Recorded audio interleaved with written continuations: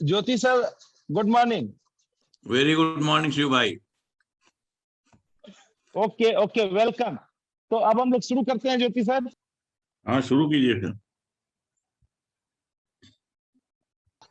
Okay ज्योति sir, शुरू करते हैं क्योंकि आज छठ का पूजा भी है, तो कुछ लोग पूजा में भी इन्वॉल्व होंगे और तो शुरू कीजिए। क्योंकि सेशन रिकॉर्डेड रहता है तो और लोग सुनेंगे। तो just good morning to all.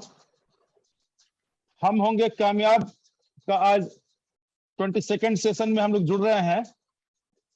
पिछले 5 जून 2022 से शुरू करके एवरी संडे स्टूडेंट्स को गाइड करने का एक छोटा सा प्रयास इस हम होंगे कामयाब ग्रुप के माध्यम से करते हैं हम लोग।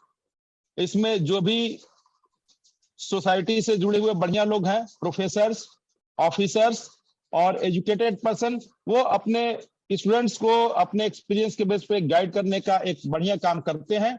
किसी को भी सिविल सर्विसेज, स्टेट सर्विसेज या इससे किसी भी एग्जाम के लिए जुड़ना, उसके लिए प्रेरित करना और उसमें उसको आगे बढ़ाना, ये एक छोटा सा मकसद without any cost and without any motto हम लोगों ने शुरू किया। इस क्रम में हर वीक कुछ न कुछ बढ़िया लोग आते रहते हैं। आज हमको बहुत खुशी है कि आज हमारे साथ सिविल सर्विसेज के लिए बढ़िया गाइडेंस देने के लिए मिस्टर JS दुबे, प्रोफेसर ज्योति स्वरूप दुबे सर ज्वाइन कर रहे हैं। प्रोफेसर ज्योति स्वरूप दुबे वर्तमान में फिलॉसफी के head of department government Hamidia college Bhopal के हैं, पदस्थ हैं और ये नेशनल और इंटरनेशनल लेवल के डिफरेंट सेमिनार्स और डिफरेंट पेपर्स जो पब्लिश होते हैं उन सारे एकेडमीज में जाते हैं फिलॉसफी के बेस पे। इन्होंने कई कंट्री में इंक्लूडिंग चाइना और अदर कंट्रीज में भी अपना प्रेजेंटेशन दिया है। ज्योति स्वरूप दुबे 2005 में इनको PhD अवार्ड हुआ। इनका टॉपिक भी बहुत बढ़िया था, नेचर ऑफ रिलीजियस एक्सपीरियंस के ऊपर इनका टॉपिक था। उसके पहले 1991 में इन्होंने UGC से नेट क्वालिफाई किया है और इन्होंने सिविल सर्विसेज की भी तैयारी की। यूपी देवरिया से 12th पास करने के बाद ये इलाहाबाद चले गए और इलाहाबाद यूनिवर्सिटी में इन्होंने ग्रेजुएशन किया, पोस्ट ग्रेजुएशन किया और वहीं पे अपना कैरियर संवारा। इनके साथ सबसे बड़ी एक बात बढ़िया है कि इन्होंने 2 लिटरेचर सब्जेक्ट के साथ एक साथ ग्रेजुएशन किया, संस्कृत और इंग्लिश। मुश्किल है एक संस्कृत और एक इंग्लिश, तो इनका ग्रेजुएशन में संस्कृत, इंग्लिश और एक थर्ड सब्जेक्ट फिलॉसफी था, जिसके साथ इन्होंने ग्रेजुएशन किया, फिलॉसफी से मास्टर किया और उसके बाद जैसा हमने बताया कि नेट क्वालिफाई करने के बाद PhD अवार्ड है। आपने डिफरेंट फोरम पे बहुत सारी चीजें बताई हैं। फिलॉसफी में एक जो टॉपिक होता है लॉजिकल रीजनिंग, उसके बेस पे civil services, state services exams को कैसे हैंडल किया जाए, कैसे बढ़िया नंबर लाया जाए, कैसे किया जाए, क्योंकि आज के समय में सिविल सर्विसेज एग्जाम्स ऐसा हो गया है कि जो अपने लीक से हटके अब डायनेमिक वे में चल रहा है कि हमको कैसे प्रोग्रेसिव बनना है। पूरी दुनिया आज के समय में डिजिटलाइज हो रही है, हर चीज एक नए कॉन्सेप्ट से सोचा जा रहा है, केवल पुरानी चीजों को पढ़ने के बजाय नई चीजों को देखना है। तो उसमें लॉजिक की बहुत बड़ी जरूरत है। हर चीज में हमको लॉजिक लगाना है, चाहे इंजीनियरिंग हो, मेडिकल हो या कोई भी चीज हो, बिना लॉजिक के हम अपनी चीज नहीं दे सकते। तो उस लॉजिक के ऊपर, लॉजिकल रीजनिंग के ऊपर ज्योति स्वरूप जी बहुत बढ़िया तरीके से बताएंगे। तो मेरा सारे बच्चों की तरफ से, सारे टीम की तरफ से ज्योति स्वरूप दुबे का स्वागत है। अपने पास 2 सेशन है, एक का पहला सेशन अभी चलेगा, 11:40 पे खत्म होगा, दुबे जी फिर दूसरा सेशन शुरू होगा और इस दोनों सेशन को आप ज्योति सर हैंडल करेंगे। और बच्चों से एक अनुरोध है कि इस 2 सेशन के बाद फिर हमने एडिशनल 2 सेशन और रखा है, जिसमें हमारे IAS एकेडमी जयपुर के डॉक्टर BV सिंह क्लास लेंगे, तो आप लोग उसको भी ज्वाइन कीजिएगा। तो just I am welcoming from all of you side to Jyoti Swaroop Dubey ji and handing over to him. Jyoti भाई साहब, आपको हैंड ओवर करते हुए, स्वागत करते हुए आप बच्चों को गाइड करें। वेलकम। धन्यवाद शिव भाई, आपने मेरे बारे में इतना परिचय दिया बच्चों को। बात सही है, एक लंबा अनुभव है। 30 साल हो गए मुझे एजुकेशन के फील्ड में बच्चों को पढ़ाते हुए और खुद पढ़ते हुए। तो ये पढ़ने पढ़ाने का जो सिलसिला है, इसको इस फील्ड में आने के बाद लगता है कि जो मैंने पढ़ा है उसको कितनी जल्दी दूसरों को बता दें। क्योंकि ज्ञान बांटने से बढ़ता है। ऐसा हम लोगों ने पढ़ा है सुभाषित में और सूक्ति में, कि ज्ञान बांटने से बढ़ता है। हमने कोई ज्ञान अर्जित कर लिया और उसको अपने पास रखा तो वो मेरे साथ ही चला जाएगा। लेकिन अगर उसको हमने 2 4 10 लोगों के साथ बांट लिया और उसमें से 1 2 ने भी यदि ग्रहण कर लिया तो हमारा ज्ञान सार्थक हो गया। इसी तरह से आज जो हमने टॉपिक दिया है लॉजिकल रीजनिंग, यह लॉजिकल रीजनिंग इलाहाबाद विश्वविद्यालय में दर्शन शास्त्र पढ़ते हुए ग्रेजुएशन में और पोस्ट ग्रेजुएशन में पढ़ते हुए मुझे ये ख्याल आया कि आखिर इसकी लॉजिक की उपयोगिता क्या है। सबसे बड़ी चीज आज हम लोग जो पढ़ते हैं, देखते सुनते हैं, उसका एक प्रैग्मेटिक वैल्यू निकालते हैं, अर्थ क्रियावादी मूल्य, कि हम जो पढ़ रहे हैं कर रहे हैं उसका हमारे जीवन के भविष्य में या भविष्य के जीवन में क्या उपयोग है। तो ऐसे ही लॉजिक पेपर पढ़ते हुए भी मेरे दिमाग में आया कि इसका कोई व्यावहारिक उपयोग समझ में नहीं आता, क्योंकि लॉजिक जब हम देखेंगे, हम लोग ये अभी जो पढ़ने सीखने जा रहे हैं ये सिंबॉलिक लॉजिक है एक तरह से। इसको वेस्टर्न लॉजिक कहते हैं, इसको एरिस्टोटेलियन लॉजिक भी कहते हैं। हालांकि ये भारतीय परंपरा में यह न्याय दर्शन में बहुत पहले से चला आ रहा है, और जब तक हम तर्क नहीं करते हैं तब तक आगे नहीं बढ़ पाते हैं।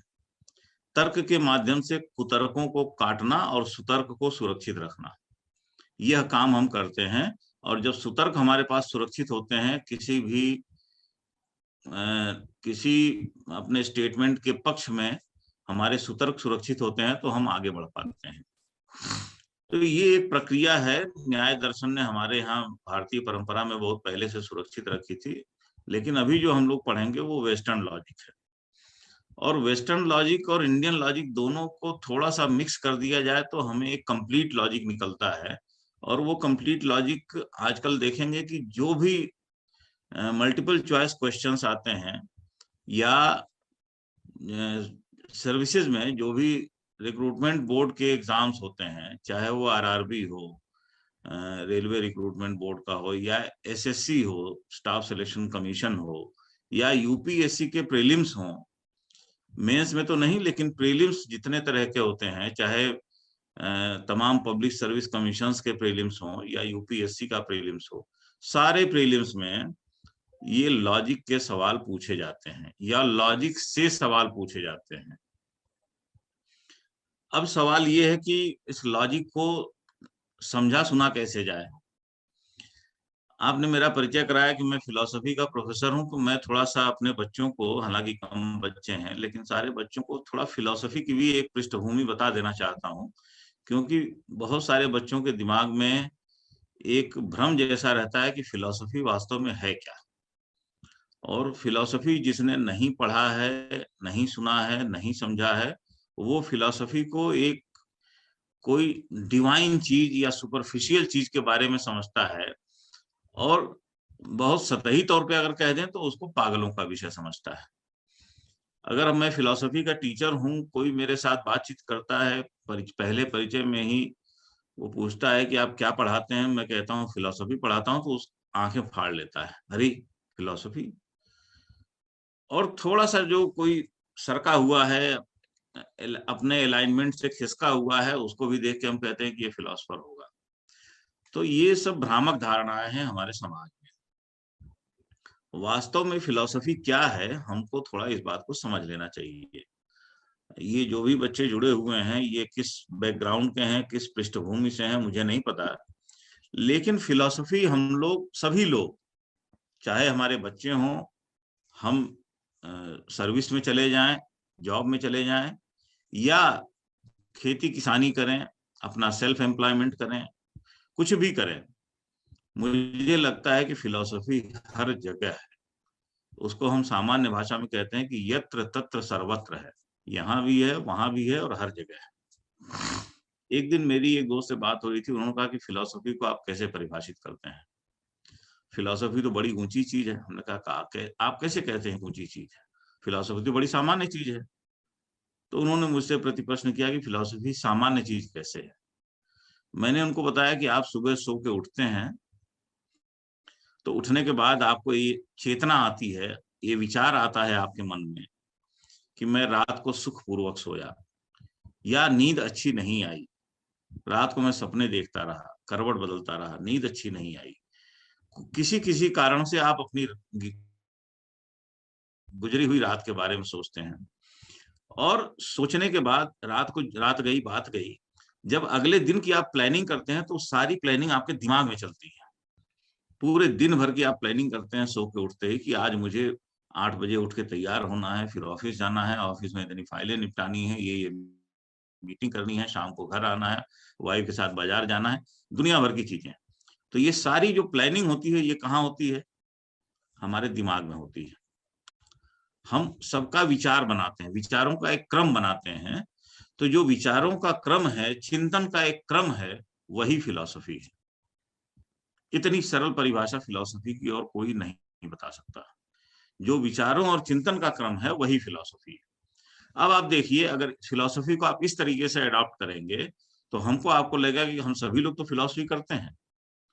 फिर फिलोसोफर फिलॉसफी करता है हम ये नहीं कहेंगे, फिर हम कहेंगे कि हम भी फिलॉसफी करते हैं और आप भी फिलॉसफी करते हैं। हर व्यक्ति फिलॉसफी करता है, सुबह उठने से लेके और रात को सोने तक वो फिलॉसफी से आबद्ध है।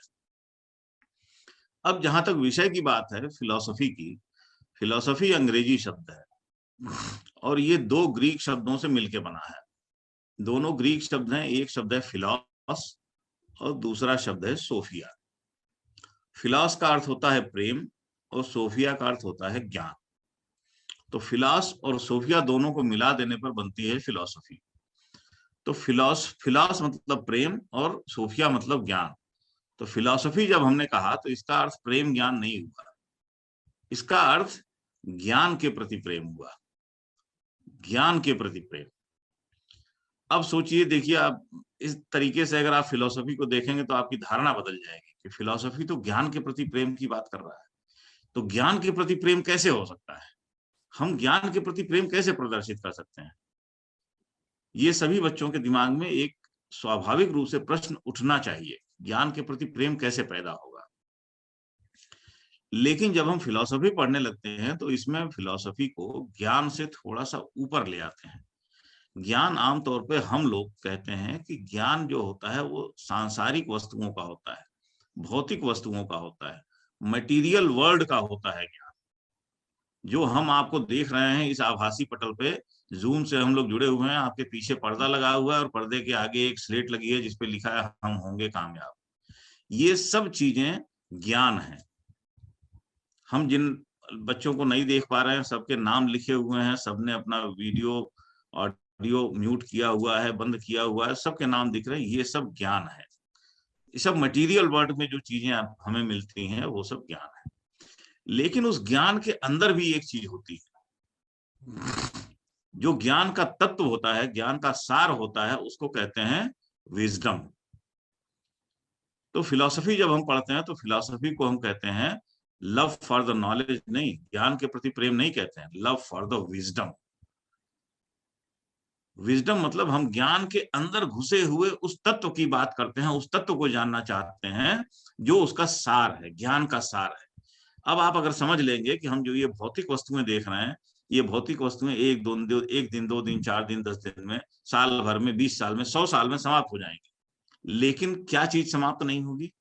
ज्ञान समाप्त नहीं होगा, वो विजडम समाप्त नहीं होगा। जो जैसे हमारा विजडम है, हमारे ऋषियों ने, मुनियों ने जो विजडम देखा था, एंशिएंट विजडम, उसकी जो बात की थी उसको ग्रंथों में लिखा और वो ग्रंथ परंपरा से चले आ रहे हैं। यही विजडम है। ये हमारे आप्त पुरुषों ने, महापुरुषों ने देखा, सुना, समझा, महसूस किया, अनुभूत किया, एक्सपीरियंस किया, रियलाइज किया और रियलाइज करने के बाद उसको ग्रंथों में लिख दिया। तो ये ग्रंथ लगातार रियलाइज्ड चीजें हैं, एक्सपीरियंस्ड चीजें हैं। ये हम जो देखते हैं ये सब विजडम में आता है। तो इसलिए हम फिलॉसफी को कहते हैं लव फॉर द विजडम। ये तो हुई फिलॉसफी शब्द की बात, जो हम फिलॉसफी पढ़ते हैं एज अ सब्जेक्ट। अब फिलॉसफी को जब हम दूसरे रूप में लेते हैं, हिंदी भाषा में जब आते हैं, तो फिलॉसफी का हिंदी भाषा में पर्याय होता है दर्शन या दर्शन शास्त्र। किसी लेमैन से आप पूछिए कि दर्शन से आप क्या समझते हैं या दर्शन को आप क्या जानते हैं दर्शन से, तो अगर वो दर्शन विषय के रूप में नहीं जानता है उसको, या दर्शन विषय के रूप में उसने कभी देखा सुना समझा नहीं है, तो वो कहेगा कि दर्शन मतलब सामान्य तौर पे देखना, चाक्षुष ज्ञान। चाक्षुष ज्ञान मतलब चक्षुओं से, हमारी आंख से जो हमें दिख रहा है वो ज्ञान चाक्षुष ज्ञान है। आप मुझे बैठे हुए दिख रहे हैं, शिव कुमार कुशवाहा बैठे हुए दिख रहे हैं, ये हमारा, आपको, मुझे आपका दर्शन हो रहा है। आपकी आंखें यदि ठीक हैं तो आपको मुझे दर्शन, मेरा दर्शन हो रहा है। तो ये परस्पर एक दूसरे को देखना दर्शन कहलाता है। लेकिन दर्शन शब्द का मात्र इतना ही अर्थ नहीं है, ये सामान्य लेमैन की परिभाषा है। जो आम नागरिक है वो दर्शन शास्त्र को या दर्शन शब्द को ऐसे ही जानता है। लेकिन जब हम दर्शन विषय की बात करते हैं, जैसे फिलॉसफी की बात हमने जब की, तो फिलॉसफी में लव फॉर द विजडम से आगे जाके हमने लव फॉर द नॉलेज से आगे जाके लव फॉर द विजडम की बात की। इसी तरह से दर्शन शास्त्र की जब बात करते हैं तो दर्शन में एक दूसरे को देखने से आगे बढ़ के उस देखने के अंदर वाले तत्व की भी बात हम करते हैं कि दर्शन केवल चाक्षुष ज्ञान नहीं है। दर्शन आंखों से देखने के अलावा भी बहुत सारी चीजों द्वारा प्राप्त ज्ञान है। आप पूछेंगे कैसे? हम आपसे प्रति प्रश्न करेंगे। मान लीजिए एक व्यक्ति की आंखें नहीं है, वो जन्म से अंधा है, जन्मांध है। तो आंखें नहीं है तो क्या इसका मतलब वो दुनिया की किसी चीज का अनुभव नहीं करता है? करता है। तो ये उसके पास आंखें नहीं है और हमारे पास आंखें हैं, अंतर केवल इतना है। लेकिन हमारा अनुभव और उसका अनुभव दोनों एक जैसा होता है। वो हमारी बातों को सुन के समझ जाता है कि हम शिव कुमार कुशवाहा हैं, ज्योति स्वरूप दुबे हैं। वो रास्ता समझ जाता है। वो चीजों को, आप देखिए नोट को पकड़ के वो नोट बता देगा कि 10 की नोट है कि 20 की नोट है। हम थोड़ा जल्दी बता देते हैं, उसको थोड़ा समय लगता है। तो ये आपको इससे समझ में आ जाएगा। किसी आदमी के कान नहीं है तो क्या वो सुनता नहीं है, समझता नहीं है चीजों को? वो सुनता समझता भी है। तो इसलिए दर्शन शास्त्र केवल चाक्षुष ज्ञान नहीं है, चाक्षुष ज्ञान से आगे भी है। अब इसमें चीजें आती हैं हमारे पंच ज्ञानेंद्रियों की।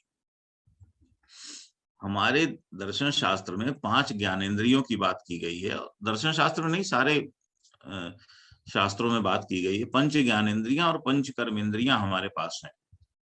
कर्मेंद्रियां जिनसे हम काम करते हैं, तो वो कर्मेंद्रियां हमारी हाथ, पैर, आंख, नाक, कान, ये 5 ज्ञानेंद्रियां हैं। और इसी तरह से 5 कर्मेंद्रियां हैं, हाथ, पैर,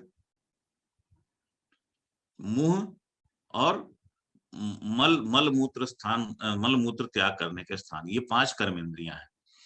तो ये 5 कर्मेंद्रियां और इसी तरह से 5 ज्ञानेंद्रियां। ज्ञान की इंद्रियां कौन सी हैं?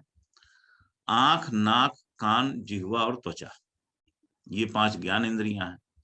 तो ज्ञानेंद्रियां क्या करती हैं? ज्ञानेंद्रियों का विषय क्या है? जो भी चीज होगी एक विषय होगा और एक विषयी होगा। जैसे विषयी हम हैं तो हमको देखने के लिए कोई विषय चाहिए। हमको देखने के लिए सामने हमारे एक लैपटॉप पड़ा हुआ है, उसमें बहुत सारे चित्र दिख रहे हैं, शिव कुमार जी बैठे हुए दिख रहे हैं, ये विषय है और मैं उसका विषयी हूँ। तो इसी तरह से ये जो पंच ज्ञानेंद्रियां हैं वो विषयी हैं और उन विषयी को एक विषय चाहिए देखने के लिए।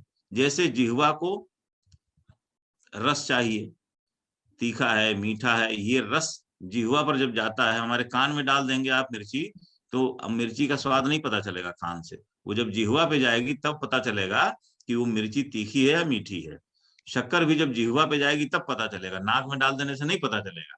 तो जिस इंद्रिय का जो विषय है, वो जब अपने विषय को ग्रहण करेगी, तो विषय को ग्रहण करने के साथ जो ज्ञान होता है उस विषय का, वही उसका विषय ज्ञान है, उस इंद्रिय का।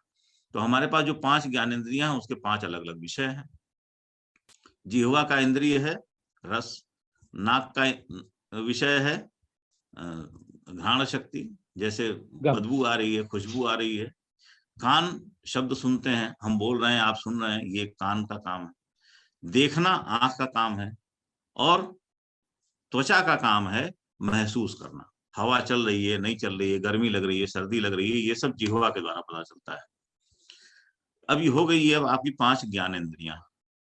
लेकिन एक और छठवीं इंद्री भी होती है। कई बार हम लोग बात करते हैं छठी इंद्री, आपकी छठी इंद्री बहुत सक्रिय है। ये छठी इंद्री कहाँ से आती है, क्या है ये छठी इंद्री? कई बार जब हम लोग इस पे बात करते हैं तो लगता है कि यार देखो फिलॉसफी में कितनी बड़ी बड़ी चीजें की गई। तो छठवीं इंद्रिय कौन सी है? छठवीं इंद्रिय है हमारा मन। सभी लोग कहते हैं कि हमारी छठी इंद्रिय सिक्स्थ सेंस, जिसको कहते हैं सिक्स्थ सेंस, आपका सिक्स्थ सेंस बहुत तगड़ा है, लोग कहते हैं ना बातचीत में। तो सिक्स्थ सेंस क्या है? ये 5 ज्ञान इंद्रियां हैं, ज्ञान इंद्रियों से आपको ज्ञान तो मिल रहा है। लेकिन कभी आप सोचिए कि हम आप बैठे हुए हैं यहाँ इस पटल पे बातचीत कर रहे हैं, आप हमको देख रहे हैं, लेकिन शिव बाबू का ध्यान है कि अभी पीएम साहब आने वाले हैं, उनका कार्यक्रम होने वाला है और उस कार्यक्रम में बहुत सारी तैयारी करनी है, ये तैयारी नहीं हुई, वो तैयारी नहीं हुई। तो शिव कुमार जी फिजिकली तो यहाँ बैठे हुए हैं, हम होंगे कामयाब का कार्यक्रम करा रहे हैं, और इनका दिमाग है उस पीएम के प्रोग्राम में कि वो प्रोग्राम कराना है। तो आपका मन वास्तव में यहाँ पर इस प्लेटफॉर्म पर नहीं है, आपका शरीर है, आपकी इंद्रियां यहाँ हैं, लेकिन आपका जो छठी इंद्रिय है वो कहीं और है। तो यही बात होती है कि 5 ज्ञानेंद्रियों से मन का सामंजस्य होना। जब 5 ज्ञानेंद्रियों से मन का सामंजस्य होता है तब ही हमको उस इंद्रिय के अनुरूप उसका विषय प्राप्त होता है। यदि किसी भी इंद्रिय का विषय हमें प्राप्त नहीं हो रहा है तो आप समझ लीजिए कि उसका मन कहीं और है। हम यहाँ बैठे हैं, मैं बोल रहा हूं, आप सुन ही नहीं रहे हैं, आपके कान में कोई बात जा ही नहीं रही, इसका मतलब आपका मन कहीं और है। कान में आवाज तो जा रही है लेकिन आप रिसीव नहीं कर रहे हैं। तो इसका मतलब आपके कान से और आपके मन से दोनों इंद्रियों का एक साथ संयोग नहीं हो रहा है। इसलिए हमारी 5 ज्ञान इंद्रियों से मन का संयोग होना या उनका संयुक्त होना आवश्यक माना गया है। जब तक संयोग नहीं होगा तब तक उस इंद्रिय का विषय हमें प्राप्त नहीं होता है। तो ये हमारी बात हो गई दर्शन शास्त्र की। अब आप देखिए कि दर्शन विषय के रूप में जब इन 5 ज्ञानेंद्रियों की आप बात करेंगे तो 5 ज्ञानेंद्रियों से प्राप्त ज्ञान यह भी दर्शन है। जैसे आपको मिर्ची तीखी है या कड़वी है या मीठी है, शक्कर मीठा है या तीखा है, इसका ज्ञान जब आप जिह्वा पे रखेंगे और आपका मन भी उसको महसूस करेगा तब आपको लगेगा कि हमें इसकी मिठास का दर्शन हो रहा है। शक्कर की मिठास का दर्शन हो रहा है या मिर्ची की तीखेपन का दर्शन हो रहा है। मैं जो बोल रहा हूं आपको शब्द का भी दर्शन हो रहा है। इसी तरह से यदि आपके कान और आपका मन एक साथ सक्रिय है, कहीं आप अच्छी पार्क से गुजर रहे हैं, खुशबू आ रही है, फूलों की खुशबू आपके नाक से जा रही है और आपका मन भी उस खुशबू को महसूस करने को तत्पर है नाक के साथ, तब आपको उस फूल की, उस गुलाब की खुशबू समझ में आएगी, अन्यथा नहीं समझ में आएगी। तो ये हम 5 ज्ञानेंद्रियों से प्राप्त ज्ञान को हम दर्शन कहते हैं।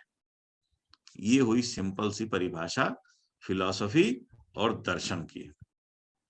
हमने सारे बच्चों के लिए दर्शन के एक नए द्वार खोल दिए। ये बताया कि दर्शन केवल आंख से देखा जाने वाली चीज नहीं है, बाकी 5 ज्ञानेंद्रियों से प्राप्त किए जाने वाला ज्ञान भी दर्शन है। ये दर्शन को जब हम विषय के तौर पे पढ़ते हैं तब समझते हैं। अब दर्शन शास्त्र क्या है? दर्शन शास्त्र भी कई तरह का है। आप देखेंगे कई जगह लिखा रहता है भारतीय दर्शन शास्त्र, पाश्चात्य दर्शन शास्त्र। तो दर्शन शास्त्र के भी कई प्रकार हो गए हैं। जो भारत की भूमि पर पैदा हुए दर्शन, उनको हम भारतीय दर्शन शास्त्र मानते हैं, जो भारत भूमि पर पैदा हुए। और जो भारत भूमि से बाहर जिनका विस्तार हुआ, जिनका विकास हुआ, उनको हम पाश्चात्य दर्शन शास्त्र कहते हैं। तो भारतीय दर्शन शास्त्र कौन कौन से हैं, इसके लिए हम ये सब अपने बच्चों को बता रहे हैं, इसलिए कि कई बार आप देखेंगे कि कंपटीशन में भी इसके प्रश्न आते हैं। जैसे कई बार पूछता है 6 सिस्टम्स ऑफ फिलॉसफी क्या है? 6 सिस्टम्स ऑफ फिलॉसफी क्या है? दर्शन शास्त्र के 6 दर्शन जिसको कहा जाता है वो क्या है? तो लोग सोचते हैं कि यार ये तो दर्शन से एक प्रश्न आ गया, एक छोड़ ही दो, चलो आगे बढ़ो, दूसरा प्रश्न कर लेंगे। लेकिन इसको भी जानना जरूरी है क्योंकि बातचीत हो भाई रही है। ये ज्योति भाई ये बहुत बढ़िया लॉजिकल चीजें बता रहे हैं, सोचने की तर्क शक्ति। जैसे मुझे ये भी मालूम हुआ मैं केवल ज्ञान समझता था कि जो पढ़ के लिया जाता है या देख के लिया जाता है। ज्ञान का जो मन के साथ तालमेल है, ये समझना भी बड़ी बात है, तभी तो हम चीजों को लिख सकते हैं। और civil services, state services exam में जनरली चीजों को एनालाइज करके अपने हिसाब से लिखना है, तो हाँ, अपने अपना तर्क शक्ति बढ़ाने की चीजें हैं। ग्रेट थिंग है। अपना गुड, पॉइंट ऑफ। प्लीज। तो ये जो भारतीय तर्कशास्त्र और पाश्चात्य तर्कशास्त्र है, भारतीय तर्कशास्त्र में जो भारत भूमि पे पैदा हुए तर्कशास्त्र, उसमें दो तरह के तर्कशास्त्र पैदा हुए। मैं आपको चाहता था कि थोड़ा पावर पॉइंट पे बताऊं ये सब चीजें, लेकिन पावर पॉइंट बन नहीं पाया है, फिर कभी बताएंगे। तो भारत भूमि में दो तरह के दर्शन पैदा हुए। एक को वैदिक दर्शन कहते हैं, दूसरे को अवैदिक दर्शन कहते हैं।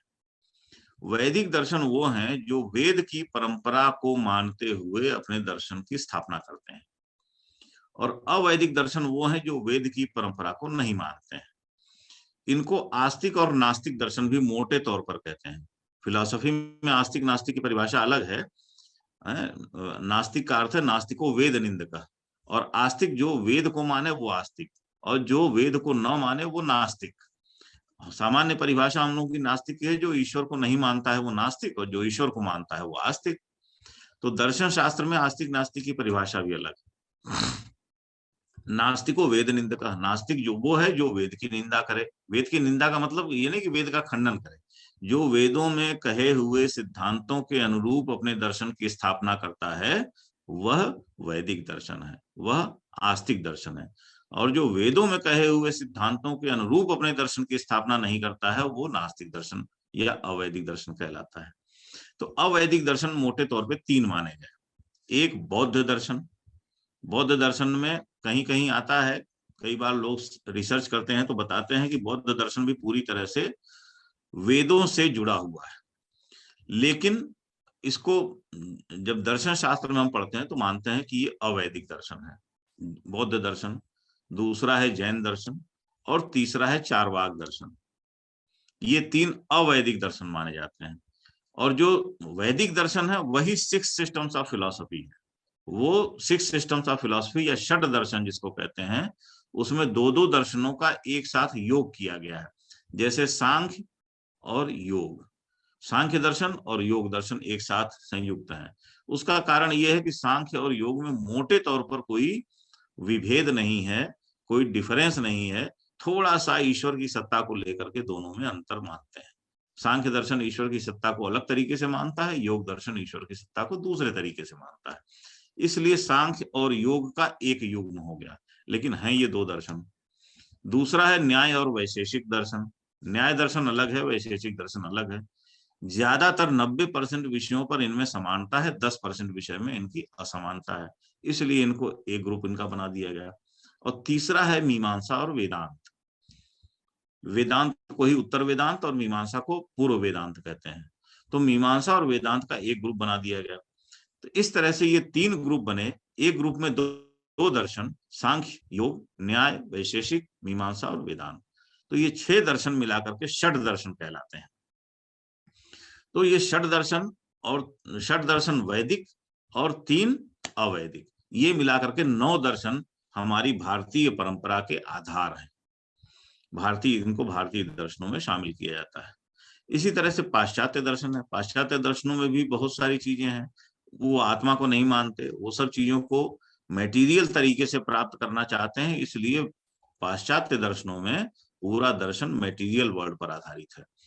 तो उनके यहाँ का जो दर्शन है वो भौतिकवादी ज्यादा है, अध्यात्मवादी कम है।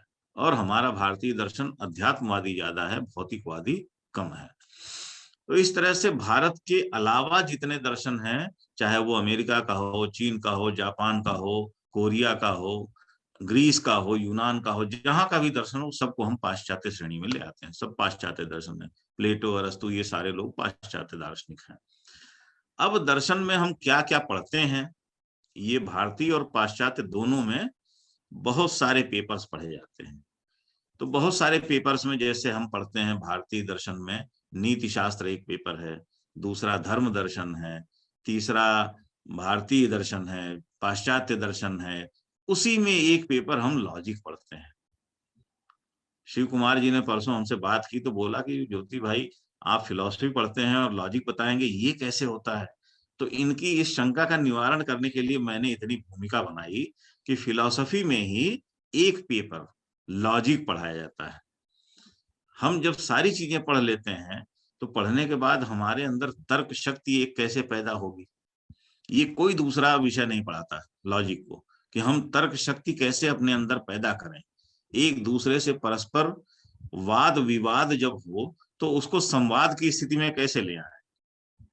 वो कहते हैं वादे वादे जायते तत्वबोध, तत्व का ज्ञान तो वाद विवाद से ही होता है, जिसको हम लोग पहले शास्त्रार्थ कहते थे। तमाम जगहों पर शास्त्रार्थ हुआ करते थे। तो शास्त्रार्थ में क्या होता था कि एक पक्ष ने अपना मत रखा, उसके प्रतिपक्षी ने उस मत का खंडन किया और अपना पक्ष रखा। तो ये एक वाद हुआ जिसको थीसिस कहते हैं अंग्रेजी में, दूसरा उसकी एंटी थीसिस प्रस्तुत करता है, और जब दोनों में से निकल के तीसरा बिंदु आएगा तो उसको हम सिंथेसिस कहते हैं।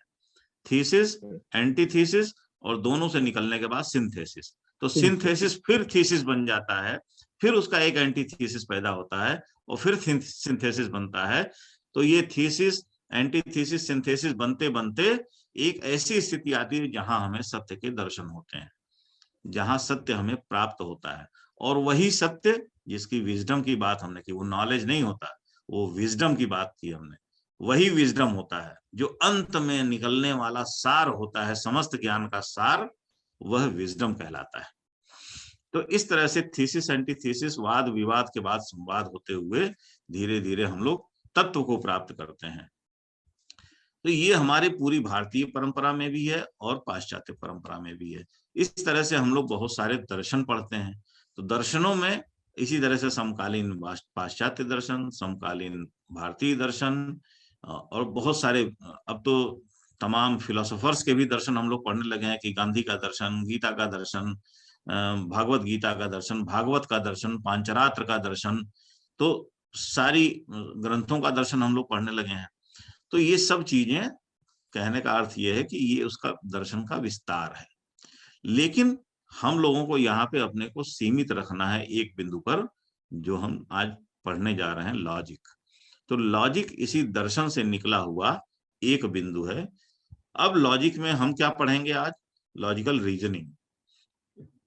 रीजनिंग का अर्थ होता है हिंदी में तर्क शक्ति परीक्षण। तो मैं अब आ रहा हूं उस पर, लॉजिक पे। लॉजिक में रीजनिंग, जिसको हम तर्क शक्ति परीक्षण कहते हैं, ये तर्क शक्ति परीक्षण हमको जानना जरूरी क्यों है? जैसा मैंने बताया कि एसएससी में, आरआरबी में, बहुत सारे सर्विसेज में रीजनिंग पूछी जाती है। तो रीजनिंग भी दो तरह की होती है। बहुत जल्दी में मैंने ये पीपीटी बनाया है, मैंने भी नहीं बनाया, मुझे बनाने नहीं आता, मुझे केवल बोलने आता है। तो मुझे बनाने नहीं आता, मैंने किसी से बनवाया, तो ये बहुत बढ़िया नहीं बन पाया। लेकिन आपको रीजनिंग की जो चीजें हैं वो कम्युनिकेट हो जाएंगे इससे, मैं बताने की कोशिश करूँ। तो रीजनिंग भी दो तरह की होती है, एक होती है वर्बल रीजनिंग और दूसरी होती है नॉन वर्बल रीजनिंग। वर्बल होती है जो हम लोग देख सुन के ये समझते हैं, जिसमें एसर्शंस होते हैं, कंक्लूजन्स होते हैं। तो एसर्शन, कंक्लूजन होते हैं, इस तरह से जो चीजें होती हैं, ये सब चीजें वर्बल रीजनिंग होती हैं। और नॉन वर्बल रीजनिंग होती है जिसमें हम फिगर वाली चीजें देखते हैं। तमाम प्रश्न आप देखेंगे कि आपके एग्जाम्स में आते हैं जिसमें फिगर दिए रहते हैं, एक गोला दिया रहता है, एक त्रिभुज दिया रहता है, एक आयत दिया रहता है, और उसके बाद अगला चौथा प्रश्न पूछता है कि अब बताइए इसमें से अगला फिगर क्या होगा। तो इस तरह के बहुत सारे प्रश्न होते हैं जो नॉन वर्बल होते हैं। हम लोग वर्बल रीजनिंग की बात यहाँ पे करते हैं। नॉन वर्बल भी बहुत लंबा हो जाएगा और एक 40 मिनट के लेक्चर में वर्बल रीजनिंग भी पूरी नहीं आ पाएगी। तो हम लोग रीजनिंग पे आते हैं कि रीजनिंग है क्या, तर्क शक्ति परीक्षण है क्या। जब हम फिलॉसफी से तर्कशास्त्र में आते हैं तो हम देखते हैं कि सामान्य भाषा में हम लोग जितने तरह की बातें करते हैं, इन सारी बातों को तर्कशास्त्र में केवल चार प्रपोजिशंस में हम जितनी बातें करते हैं सामान्य भाषा की, जितने स्टेटमेंट्स देते हैं, वो सारे स्टेटमेंट्स को लॉजिक में जब हम कन्वर्ट करते हैं या लॉजिक में जब ट्रांसलेट करते हैं, तब केवल 4 प्रकार के हमारे प्रपोजिशंस निकलते हैं।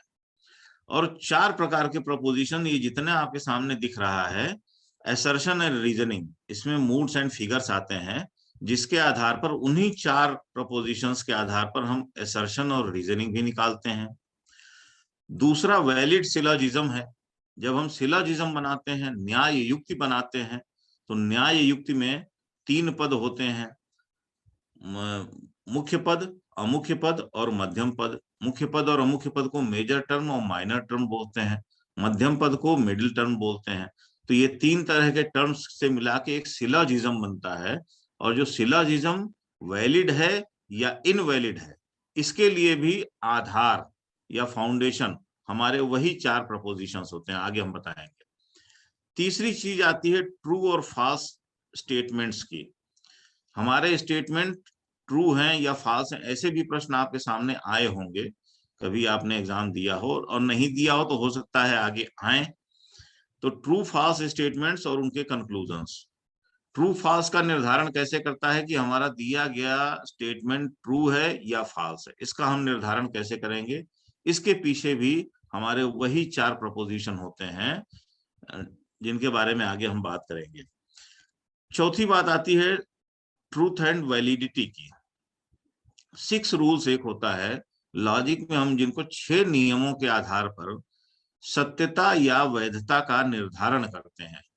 उन 6 नियमों को जब हम अपने सिलोजिज्म पे अप्लाई करेंगे, तो उस अप्लाई करने के बाद हमें समझ में आता है कि इन 6 नियमों में से किस नियम का उस सिलोजिज्म में उल्लंघन हुआ है। जिस नियम का उल्लंघन हुआ है, उस नियम के उल्लंघन का दोष माना जाता है, और जिस नियम का उल्लंघन नहीं हुआ है, उस सीधे सीधे समझ में आ जाता है कि अगर नियम का उल्लंघन नहीं है तो हमारा दिया गया सिलोजिज्म वैलिड है। अगर किसी नियम का उल्लंघन हुआ है तो वो इनवैलिड है। अगर इनवैलिड है तो किस आधार पर है? क्योंकि उस नियम का उल्लंघन हुआ है।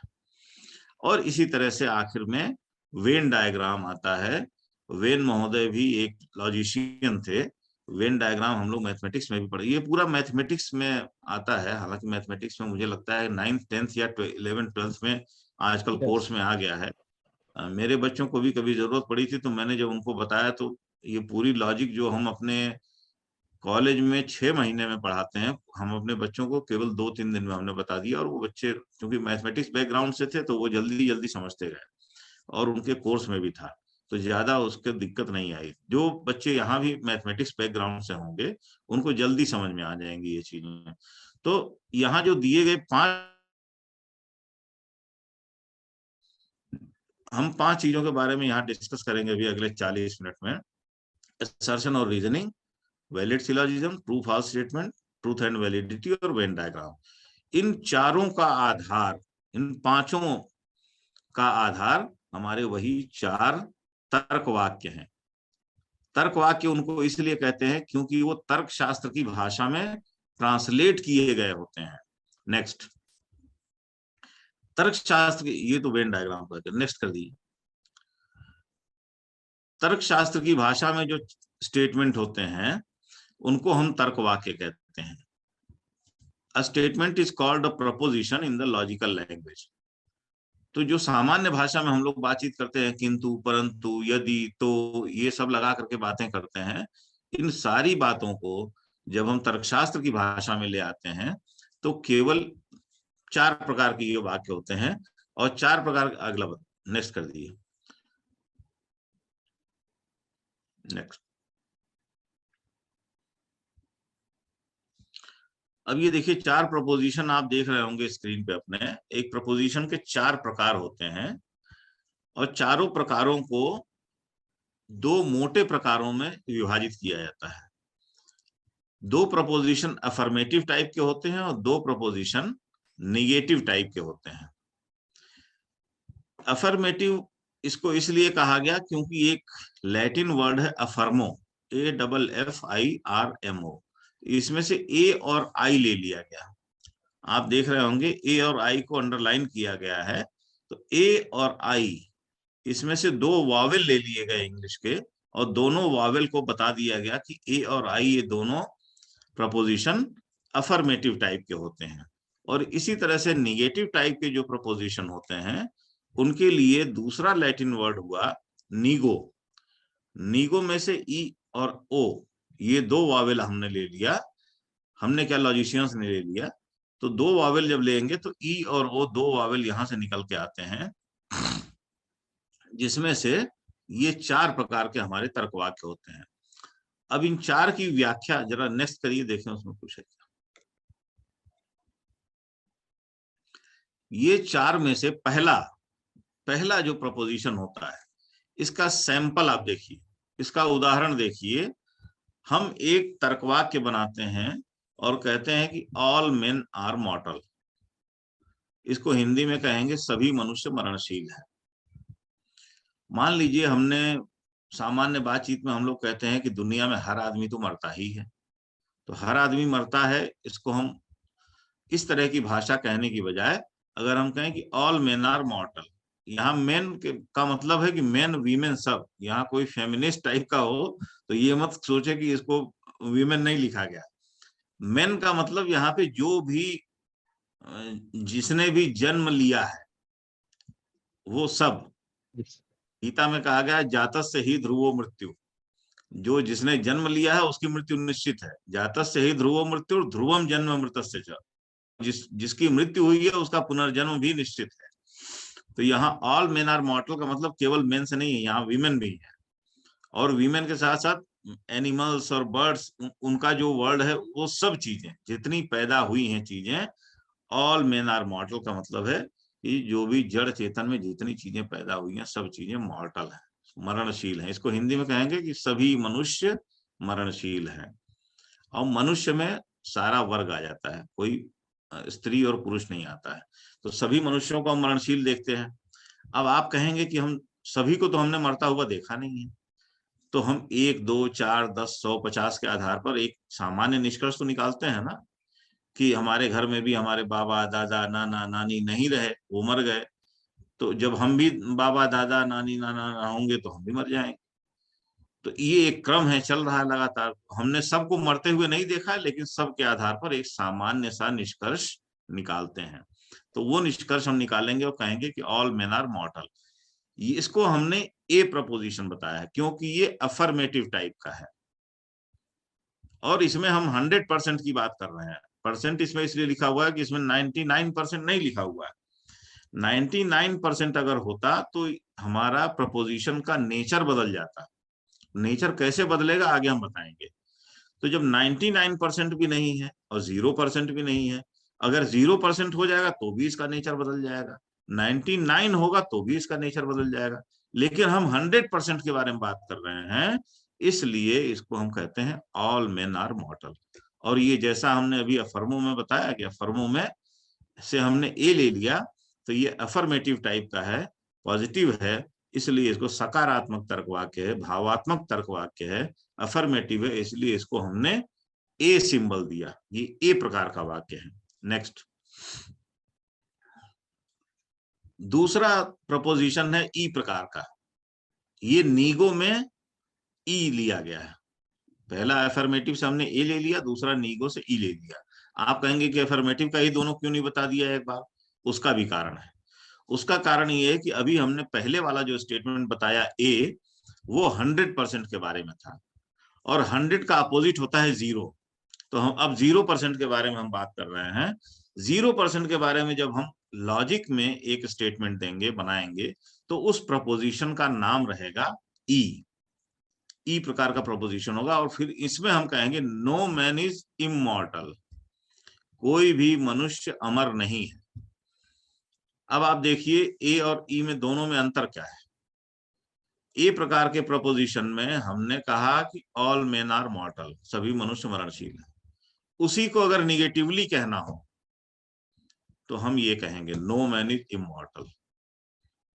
एक ही बात को हम 100% पॉजिटिव तरीके से कह सकते हैं, और उसी को 100% निगेटिव तरीके से जब कहेंगे तो 0% के बारे में बात कहेंगे। अगर इसमें 0% में एक भी व्यक्ति, एक भी आदमी, एक भी जड़ चेतन, कोई भी व्यक्ति अगर अमर होता तो हमारा ये प्रपोजिशन खंडित हो जाता। हम इस 100% के बारे में बात नहीं कर पाते। तो जब 100% के बारे में निगेटिवली बात हम कर रहे हैं तो उसको हम 0% कहते हैं। वो न तो 1% है और न 99% है। 100% होता तो ए प्रकार का हो जाता, 1% होता तो दूसरे प्रकार का हो जाता, 99 होता तो तीसरे प्रकार का हो जाता। ये 0% है, इसलिए इसको हम कहते हैं नीगो में E, no man is immortal. Next,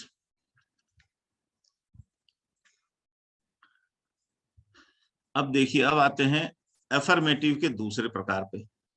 जो हमने कहा कि एफर्मेटिव, अभी आप अगर सोचेंगे कि एक साथ क्यों नहीं बता दिया, तो एक एफर्मेटिव का 100% के बारे में हम बात कर रहे थे कुछ भी, और ये 100% के बारे में भी बात नहीं कर रहे हैं, 0% के बारे में बात नहीं कर रहे हैं। अगर हम कहेंगे सम काउज आर ब्लैक, कुछ गायें काली हैं, तो कुछ गायें काली हैं, मान लीजिए एक कल्पना कीजिए कि कुछ गायें जा रही हैं, गायों का एक झुंड है जिसमें एक गाय काली आपको दिख रही है।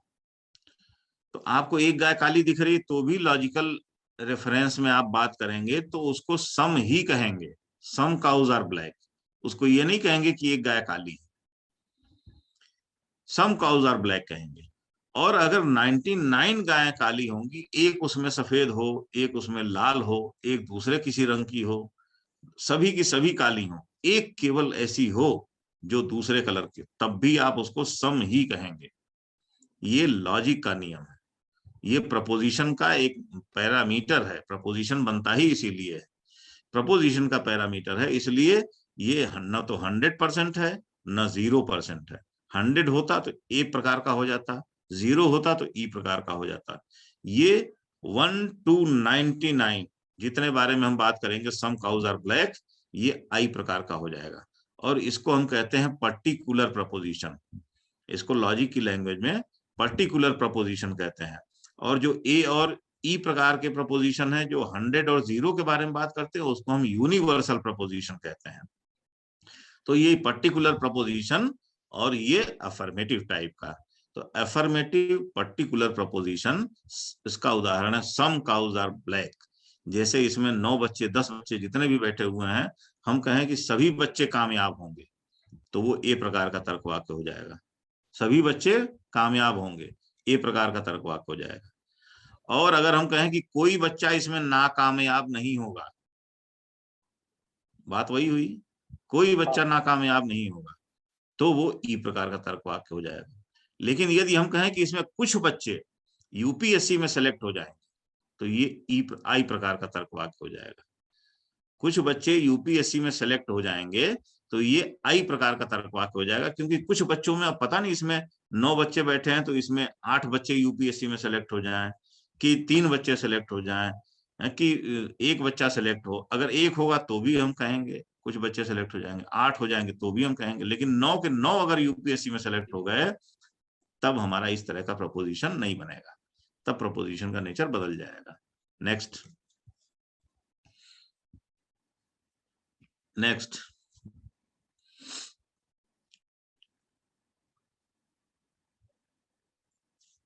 अब ये देखिए लास्ट प्रोपोजिशन है ओ प्रकार का, ये भी नीगो में से हमने ओ लिया है। सम काउज आर नॉट ब्लैक, ये भी 1 to 99 के बारे में बात की जा रही है, लेकिन ये निगेटिवली बात की जा रही है। तो इसका नाम है पर्टिकुलर निगेटिव स्टेटमेंट या पर्टिकुलर निगेटिव प्रपोजिशन, इसको हम कहते हैं। पर्टिकुलर इसलिए क्योंकि हम आंशिक के बारे में बात कर रहे हैं, यूनिवर्सल नहीं है, ये सब के बारे में बात नहीं कर रहे हैं।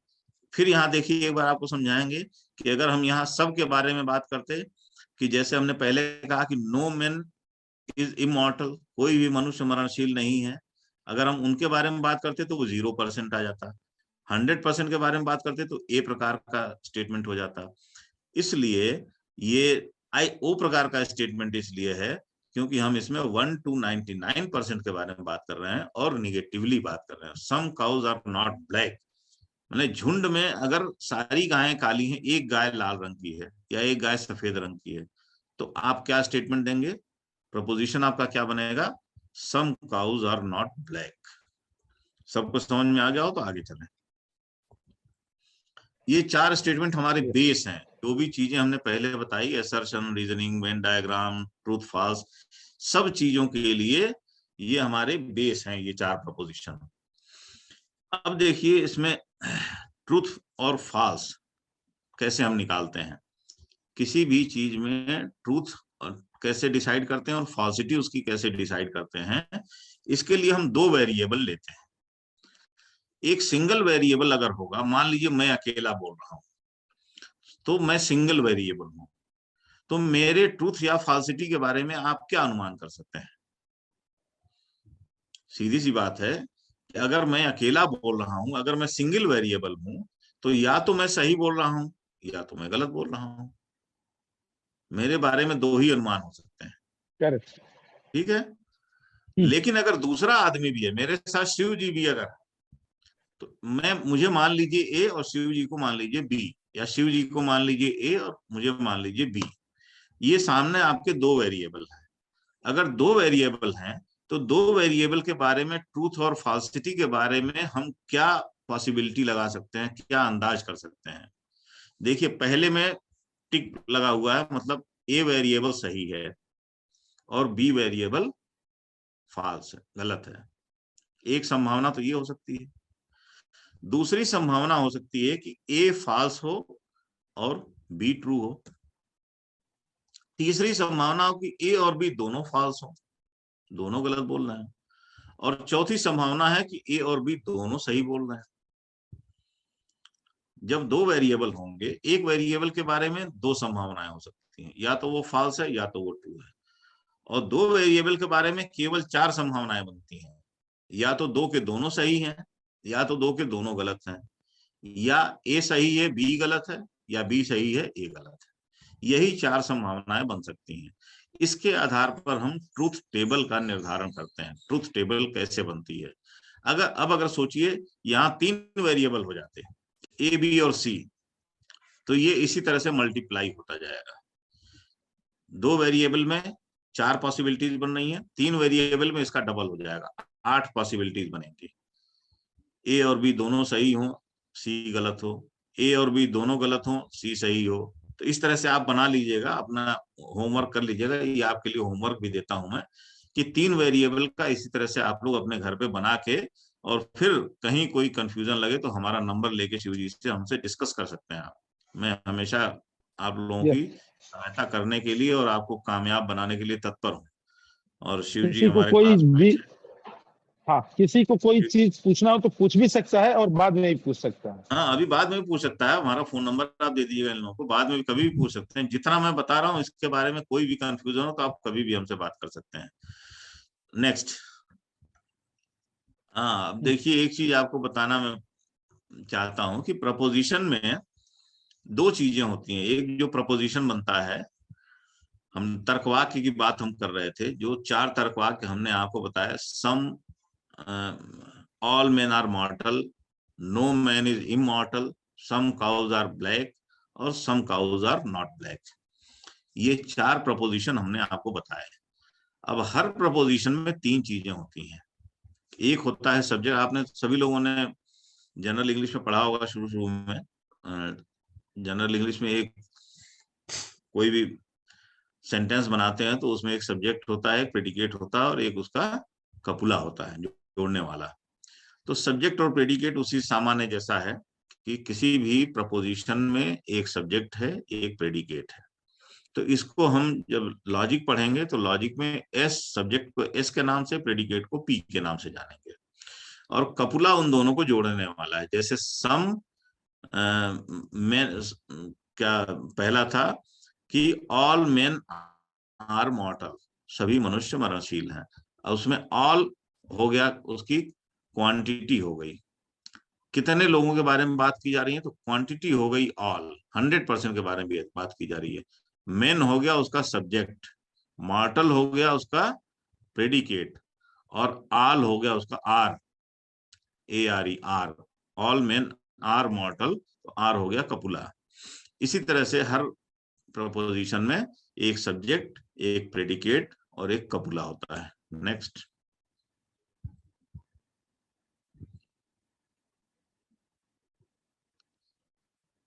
विवेक नेक्स्ट। नेक्स्ट।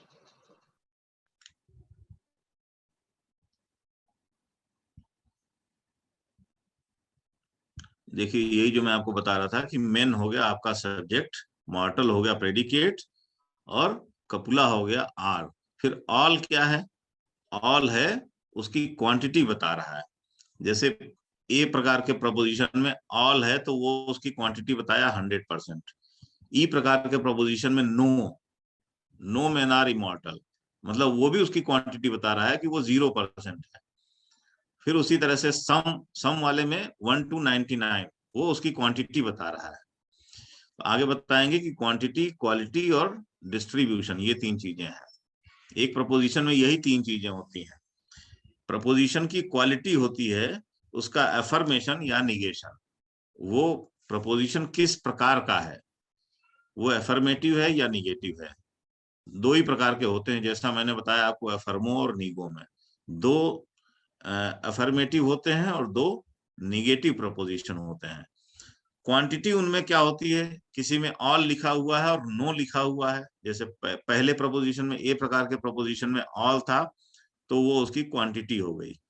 क्वांटिटी बता रहा है कि कितने के बारे में हम बात कर रहे हैं। और इसी तरह से सम, जब हम लिखेंगे किसी भी प्रपोजिशन में सम रहेगा तो वो क्वांटिटी बताएगा कि हम कितने के बारे में बात कर रहे हैं।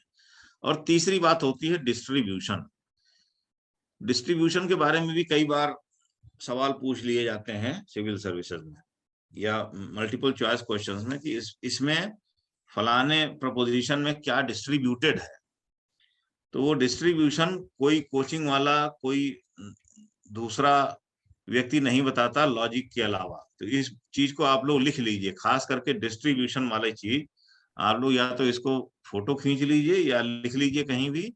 इसका हमने एक छोटा सा फार्मूला बनाया है डिस्ट्रीब्यूशन का, ऐसे बिनॉफ, याद करने में बहुत आसान है। ऐसे बिनॉफ, ऐसे बिना ASE, हाँ ऐसे बिनॉफ, ASEBINOP। इसको याद करने में भी बहुत आसान है। 4 प्रकार के हमने आपको प्रपोजिशन बताए, AEIO।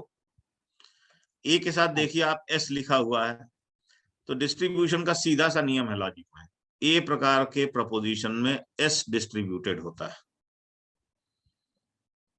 ए प्रकार के प्रपोजिशन में S नीचे लिखा भी है, सब्जेक्ट डिस्ट्रीब्यूटेड होता है। दूसरा उसके बाद लिखा है ई के साथ बी। ई प्रकार के तर्कवाक्य में, ई प्रकार के प्रपोजिशन में बी मतलब both, subject and predicate both are distributed. ये लॉजिक का नियम है। आई प्रकार का तर्कवाक्य, उसमें लिखा एन का अर्थ है नन का अर्थ कोई नहीं। आई प्रकार के प्रपोजिशन में कोई भी टर्म व्याप्त नहीं होता, न तो सब्जेक्ट व्याप्त होता है और न ही प्रेडिकेट व्याप्त होता है। और इसी तरह से लिखा है ओ के साथ पी। ओ प्रकार के प्रपोजिशन में पी अर्थात प्रेडिकेट व्याप्त होता है या डिस्ट्रीब्यूटेड होता है।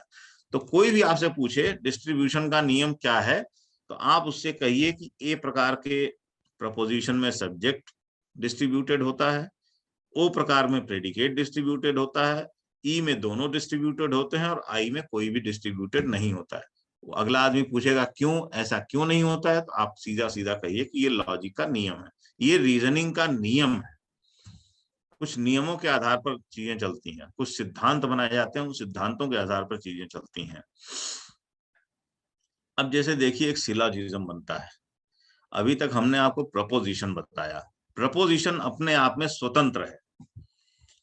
जैसे ऑल मेन आर मॉर्टल एक प्रपोजिशन है, इसको किसी तरह की पूर्वाग्रह की आवश्यकता नहीं है।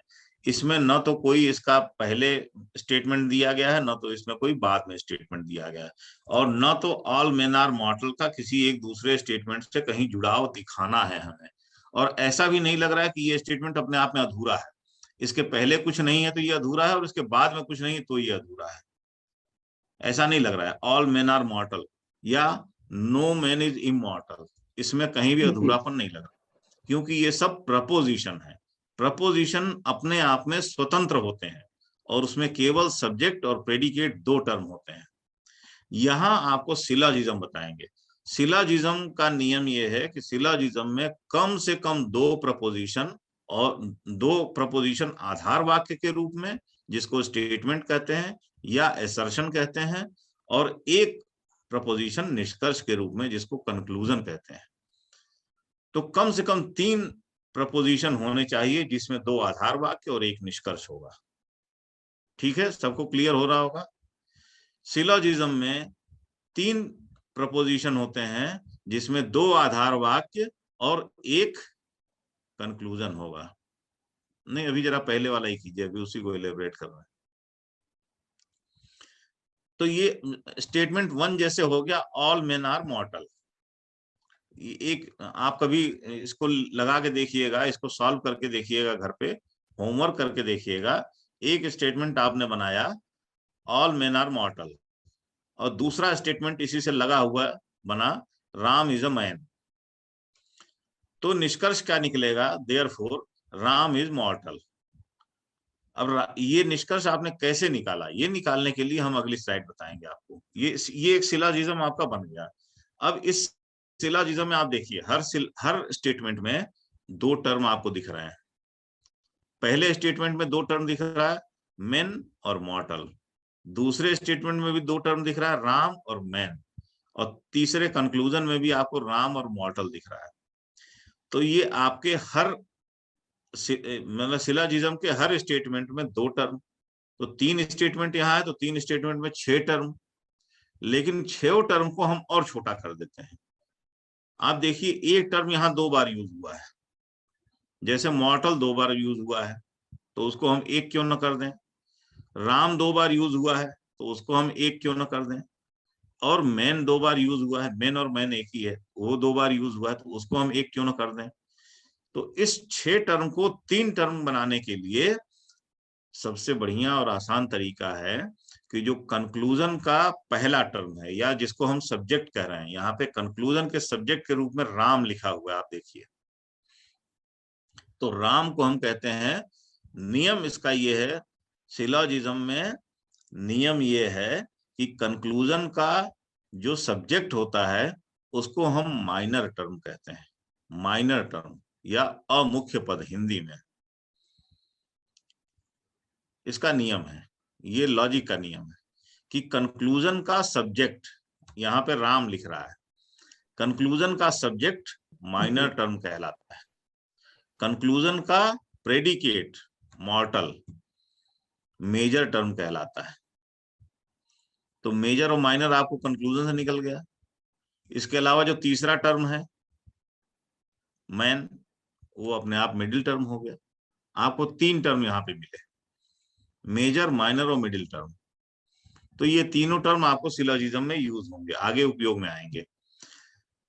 तो इसका नियम बिल्कुल सीधा साधा है कि कंक्लूजन का सब्जेक्ट माइनर टर्म, कंक्लूजन का प्रेडिकेट मेजर टर्म, और इन दोनों के अलावा तीसरा टर्म जो दोनों आधार वाक्यों में या ऊपर के दोनों स्टेटमेंट में दिया हुआ है, उसमें जो तीसरा जो भी टर्म है वो मिडिल टर्म या मध्यम पद, यही ध्यान रखना है। नेक्स्ट, बता ही दिया, ये तो हमने बता ही दिया। Subject of the conclusion is called minor, predicate of the conclusion is called major, और third term is called middle.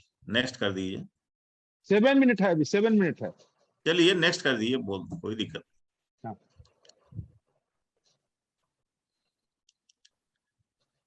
अब इसको देखिए, एम पी और एस एम क्या है कि ये माइनर टर्म, एम मतलब मिडिल टर्म, पी मतलब predicate, all men are mortal, Ram is a man, therefore Ram is mortal. ये हमने अभी एक सिलोजिज्म बनाया था। तो इस सिलोजिज्म में आप देखिए, राम इज मॉर्टल ये कंक्लूजन था। तो कंक्लूजन में जो माइनर टर्म और मेजर टर्म हमने निकाला था, तो ये केवल हमारे समझने के लिए है। माइनर, मेजर और मिडिल तीनों चूंकि एम एम से शुरू होता है, इसलिए तीनों को अगर एम एम लिखेंगे तो गड़बड़ हो जाएगा। इसलिए इसको समझने के लिए हम माइनर मेजर तो समझते रहें, लेकिन हम इसको जब सिंबलाइज करेंगे तो सिंबलाइज करने में हम इसको एस पी एम लिखें, तो ये ज्यादा आसान रहेगा। तो कंक्लूजन का जो सब्जेक्ट है उसको सब्जेक्ट ही लिखें, हम समझते रहें कि ये माइनर टर्म है। कंक्लूजन का जो प्रेडिकेट है वो प्रेडिकेट लिखें, हम ये समझते रहें कि ये मेजर टर्म है। और इसके अलावा जो तीसरा टर्म है मैन, ये हम उसको एम लिखते हैं। तो अब आप देखिए, इसके साथ एम पी, एस एम और एस एम, हमने इसको पूरे टर्म को, पूरे सिलोजिज्म को हमने सिंबलाइज कर दिया। नाउ द सिलोजिज्म में be termed as M P, S M और एस पी। इस तरह से हमने पूरे सिलोजिज्म को, जो इतना लंबा सिलोजिज्म लिखा हुआ था, इस सिलोजिज्म को हमने छोटे में सिंबलाइज कर दिया। नेक्स्ट।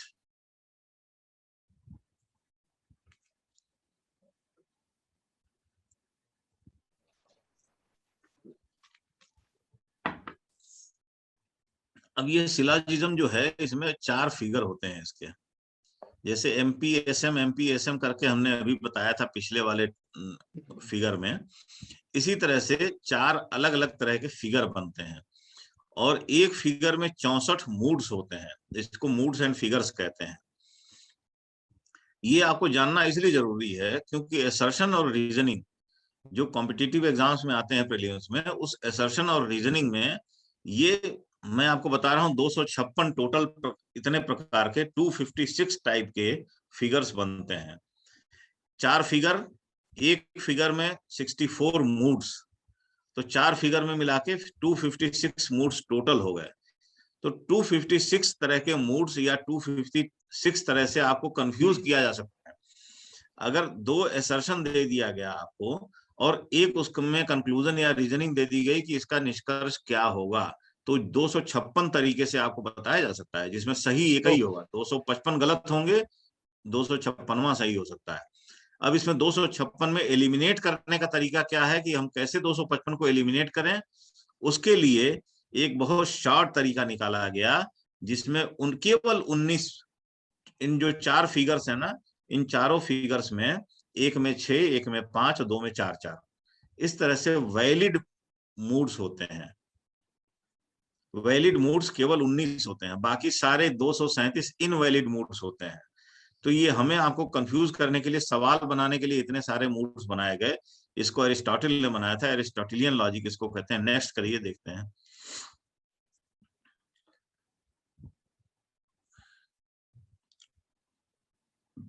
विचार दो वैलिड मूड्स, इसको मैं बना नहीं पाया, मैं आपको बना के भेज दूंगा शिव जी को। ज्योति सर, ये तो बहुत, ज्योति सर ये तो बहुत बढ़िया चीज है। 1-2 क्लास और आपके लेने पड़ेंगे बच्चों के लिए। नहीं, कई क्लास लेनी पड़ेगी। नहीं, बढ़िया है जी जी, हाँ प्लीज कैरियर। कई क्लास लेनी पड़ेगी। ये मूड्स और फिगर्स थी, मैं बना नहीं पाया। लेकिन देखिए, हाँ। पहले मूड में 1 2 3 4 5 6, दूसरे में 5 6 5 11, और दूसरे में 4 4, 11 और 8 19 केवल वैलिड मूड्स होते हैं, और 237 इनवैलिड मूड्स होते हैं, जिसमें हमें कंफ्यूज किया जाता है। तो अगर हमें वैलिड मूड्स के बारे में जानकारी रहेगी तो हम खट से वहां देख लेंगे। और इसका भी शॉर्ट तरीका है, इसको भी याद करने का। जैसे हमने एसे बिनॉप एक तरीका बताया, उसी एसे बिनॉप के तरीके से शॉर्ट तरीका है कि ये मूड्स में, जैसे बारी, केलारेंड, दारी, दिशामिस, दिमारिस, इस तरह के नाम हैं इसके, और उसका तरीका भी मैं बता दूंगा याद करने का। तो ये आप लोग यदि याद कर लेंगे तो असर्शन और रीजनिंग वाले प्रश्नों में आपको किसी तरह की दिक्कत नहीं आएगी, ये मेरा दावा है। इसके आगे और भी है क्या स्लाइड? देखिए विवेक जी। नो सर, एंड है ये एंड है, तो ये हड़बड़ी में बना नहीं पाया था। शिव जी की इच्छा होगी तो आगे फिर कभी इसको रेस्टोर करेंगे, एक क्लास और कर लेंगे। लेकिन आपकी इसके कृपा लिए होगी आपकी। हाँ नहीं, इसके लिए मैं क्षमा चाहता हूँ कि मैं पूरा नहीं कर पाया, इसको बना नहीं पाया। मुझे बनाने आता नहीं, मैं दूसरे की सहायता से बना रहा था, तो मैं बना नहीं पाया। इसके लिए मैं क्षमा प्रार्थी हूँ। लेकिन मैं चाहता था कि बच्चों को कैसा लगा, कोई बच्चे कुछ बताएं कि कैसा लगा ये कुल मिला के। कोई बच्चे लोग बोले। एक आध लोगों को हाँ। भी अच्छा लगा हो, कहीं कोई क्वेरी हो, कहीं कोई प्रश्न हो तो पूछें और बताएं, जिससे हमको थोड़ी एनर्जी मिले कि हम आगे आप लोगों के लिए ये जो बचा हुआ है और छूटा हुआ है, इसको हम तैयार करके फिर से आपके लिए प्रस्तुत कर सकें। तो कुछ एक आध लोग कमेंट करें तो अच्छा लगेगा। प्लीज अनम्यूट करके कोई बोले, और ये खत्म होने के बाद 12:30 से फिर जुड़ना है, तो प्लीज कोई बोले अपनी बात। सर बहुत अच्छा लगा, फिर से आप ज्वाइनिंग करिए, ठीक करिए और कंप्लीट कर दीजिए सर, उसको बहुत अच्छा लगा सर। ये सर जो कथन था, स्टेटमेंट था, सर समझ में नहीं आता था, कुछ सम और ये सब आल में हम लोग कंफ्यूजन हो जाते थे सर। सर इसे बहुत मतलब आसानी तरीका से हम लोग समझ गए हैं इसको, मतलब समझ में आ गया, आ रहा है कहाँ ऐसे कैसे इसको रीजनिंग को जो था कथन था कि कैसे सॉल्व किया जाता है, वो समझ नहीं आता था पहले। लेकिन कुछ यहाँ पर समझने में, आल में और नो में 100% में और 1 से 99% में ये चीज समझ में आया। बहुत अच्छा है सर। बिल्कुल थैंक यू सही सर। है। अभी मैं इसी के आधार पे बताना चाहता था आप लोग को, जो वेन डायग्राम शुरू में दिखाया था ना विवेक ने, वेन डायग्राम में असली कंफ्यूजन होता है कि जी आपको जी दो गोले बना दिए जाते हैं, एक गोले के अंदर दूसरा गोला, एक गोले को काटता हुआ दूसरा गोला। तो ये गोला क्या है ये समझ में नहीं आता। उसमें भी वेन जी डायग्राम का भी वेन ने एक फार्मूला बताया था। तो वेन के उस फार्मूले के आधार पे यदि फार्मूला हमें समझ में आ जाएगा तो वो गोले एक दूसरे को कैसे काट रहे हैं, एक दूसरे के अंदर हैं, दोनों दूसरे से अलग हैं, इसका क्या फार्मूला है, क्या समझ है इसकी,